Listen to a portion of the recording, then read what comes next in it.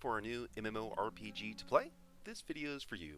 Timestamps and links for easy access are included in the video's description, and I sprinkled some surprises for you veterans of the genre. While it's focusing on games that have already released in 2021, even if you view this video later, you may come across a game you have yet to try. Book of Travels is not a conventional MMORPG. Your characters are not immortal, and adventuring requires planning and preparation.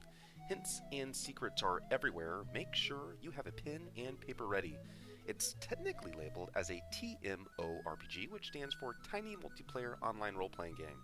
This review said it best. This is not your standard MMORPG. You can log into servers that have up to 7 players total and explore the world and entity it contains. But that's where the similarities end. There's no in-game chat, no quest system, no obvious storyline to follow. The only way you can interact with your fellow players is through emotes and working together on endeavors, though you can most certainly do the latter solo with gear and skills that boost the level of your talents. The depth of lore and story that can be found here is astounding, but requires you to have a good eye for detail and focus your attention on the game, lest you missed a crucial detail. It launched into early access on October 11th and has mostly positive ratings on Steam with over 500 reviews. It's $29.99, yet the developers plan on raising the price closer to launch with no planned subscription fee. Although not free, Sword of Legends Online released in July and offers a simple yet compelling take on Asian theme park MMOs. If you don't mind corridor-style leveling routes to endgame and time-gated progression while enjoying fluid combat animations and snappy movement abilities, Sword of Legends Online may be just for you.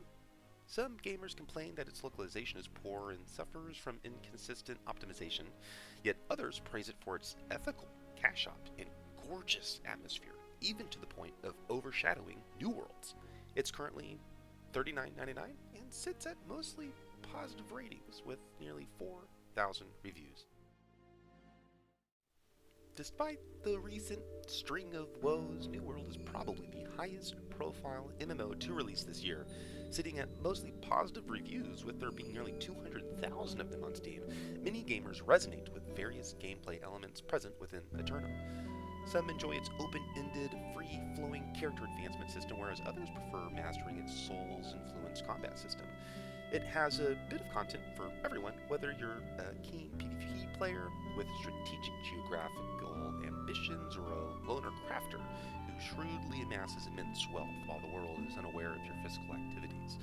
With no subscription fee and only $39.99 to play forever, it's hard not to give New World an honest try.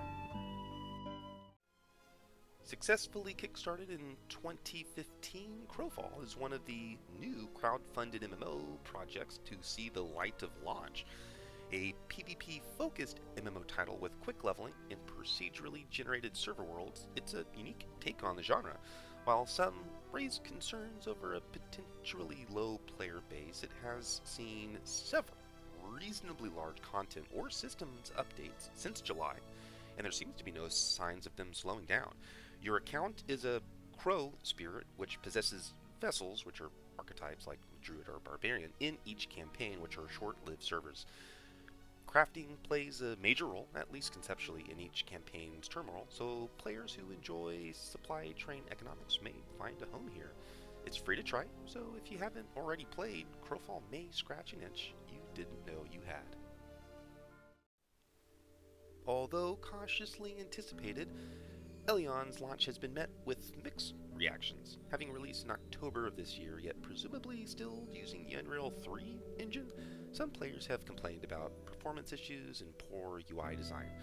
Moreover, as one may expect, several voices have been raised about its monetization practices, time-gated progression, and its hefty XP penalties for death when they seem unavoidable during high-end raiding, effectively taxing players for attempting to complete difficult PvE content. If one can see past such structural ailments, they could enjoy the rich diversity in available builds, a large amount of cooperative and competitive content, and customization within the game to style your house or garden to your liking. It's free to play and sits at mixed ratings on Steam with nearly 3,000 reviews. World of Warcraft's classic Season of Mastery releases worldwide on November 16th at 3 p.m. Pacific Standard Time. The timeline will progress faster than classic WoWs with slight adjustments to systems, rate of experience, or spawning of crafting nodes in response to player feedback from their initial classic launch. The aim is to better balance the economy while transitioning players through each phase at a more fluid pace. While some gamers wish to distance themselves from Activision Blizzard due to ethical concerns, others may want to step away from Eternum and into Azeroth. It requires a subscription fee to play. Or maybe you've only recently woken up and may be wondering why Skyrim is on this list. Good question. While it isn't an MMO, did you know that there's a multiplayer mod to play with your friends? It's called Skyrim Together and is usable today. While the Anniversary Edition will require the developers to implement certain fixes, if you've ever wanted to play Skyrim with your friends, now you can. It's free to download and play, and if you're a network developer, they are seeking help to maintain the project. While Skyrim Together isn't an MMO and Genshin Impact wasn't technically released on PC this year, it was released on the PS5 in 2021. Either way, its soundtrack is stunning, visuals gripping, and world absolutely charming. Its overlapping, effects-based combat system is ingeniously dynamic and offers dozens and dozens of hours of enriching gameplay. Players of Breath of the Wild will feel immediately at home, and you can play with your friends once you've reached level 16. It's free to play, and if you haven't, I heartily recommend at least giving it a try, if anything, to enjoy its soundtrack. A somewhat odd inclusion in this list, yet to honor its legacy in the Mirror series, which reached back before the turn of the millennia, we'll cover Mirror 4 here. It's free to play and released in August. Met with mixed reviews due to NFT, lacking support, and an overflowing bot problem, it may not be everyone's cup of tea. However, if you're bored, have a few hours to kill, and want to try another MMORPG, Mirror 4 may be worth downloading. Last yet not least, Diablo 2 Resurrected, released on September 23rd. I know, while also not strictly an MMO, and to be honest, that initialism has lost its clarity a long time ago, it brings the beloved grandfather of action RPGs into the modern day with crisp animations, stunning lighting, and gruesome world building. In fact, it looks how I remember it appearing when I played the original over 20 years ago.